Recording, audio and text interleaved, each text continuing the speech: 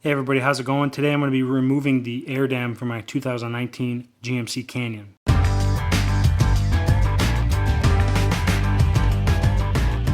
Now, the air dam is a spot of contentious argument on the internet. A lot of people think it doesn't need to be there. A lot of people think it needs to be there. Some say your truck will overheat. Some say it's just annoying and doesn't allow them to have the ground clearance that they want. Another point that people make is that if you take it off, you're going to lose MPG. Either way, I've taken it off previous vehicles, never had any overheating issues. I've never lost or noticed any hit in miles per gallon. So today we're going to remove this air dam and get rid of it.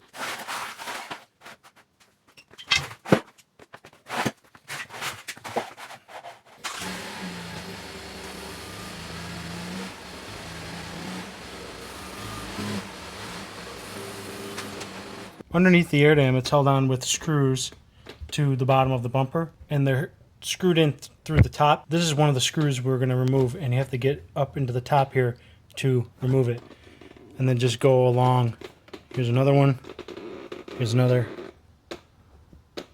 All the way along. There's also two of these bolts here and here that are holding the bottom of the bumper back to the frame. If you take these two bolts out, you'll be able to bend the front of the bumper forward a little bit, allowing you to get more clearance to get up on top here and remove the air dam bolts. So I'm going to start by removing these two bolts. They're 10 millimeters.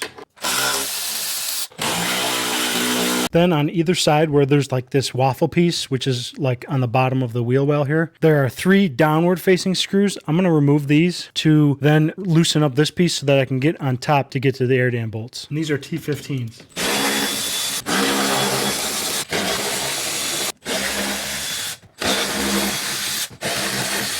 After you've removed those 3 on either side, there's one more bolt on this wheel well piece that I want to remove. This is right here. There's a bracket on top. I just want to remove this. That'll allow us to push this waffle piece up out of the way to get on top of the bolts over here. And that's a 7 millimeter.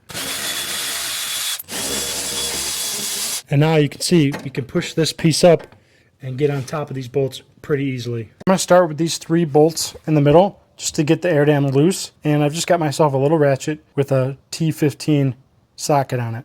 And since we removed those bolts, the bottom of the bumper and the air dam, they're easily movable to get more clearance underneath here to get your hands up on top of the air dam bolts.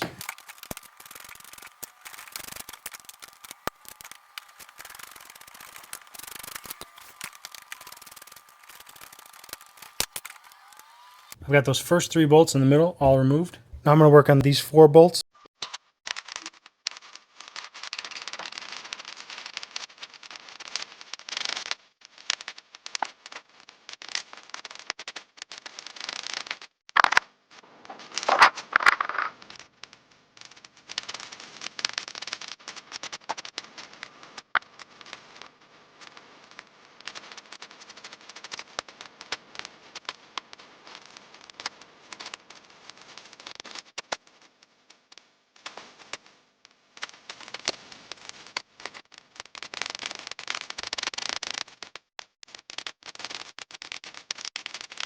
So I've got the majority of all the screws out now, except for this one, which is probably the hardest one.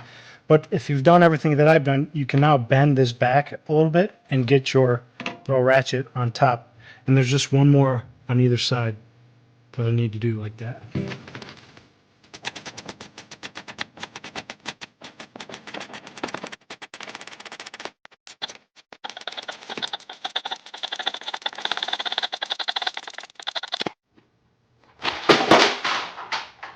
Now before I finish up, there's 2 screws that are facing downwards that are holding some plastic to the bottom bumper here on the left side and here on the right side. Before I tidy this up, I'm actually going to flip these over so that this bolt is facing up into the cavity instead of down. I took the clip nut off of there and I'm going to flip it over. I'm going to put it into the plastic on the top and then run that screw in from the bottom side so that's nice and flush on the bottom of the bumper.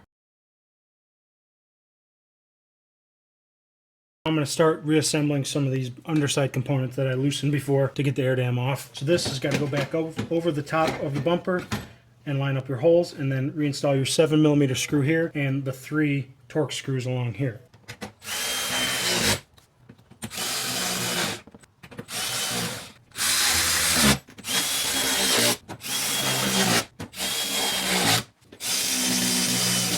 And now you can see, flipping that bolt over, it's not sticking out anymore.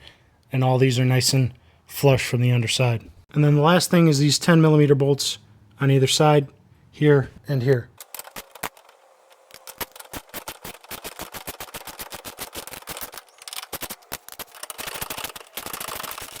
And here is the final product. All around, much better looking.